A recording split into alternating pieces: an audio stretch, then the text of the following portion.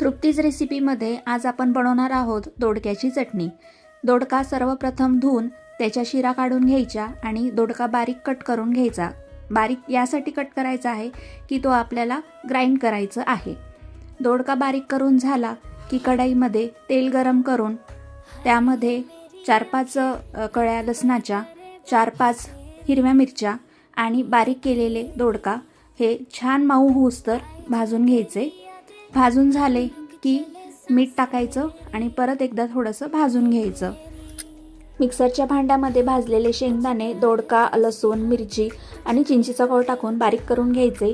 त्यानंतर कढईत तेल गरम करून मोहरी, कढीपत्ता आणि लाल मिरची टाकून फोडणीमध्ये बारीक केलेले मिश्रण टाकून 1 ते 2 मिनिटं परतून घ्यायचे। अशी ही आपली सुंदर अशी छान चविष्ट आंबट तिखट चवीची दोडक्याची चटणी तयार आहे। ही चटणी लहान मुलांनाही खूप आवडते। तुम्हीही एकदा नक्की करून बघा।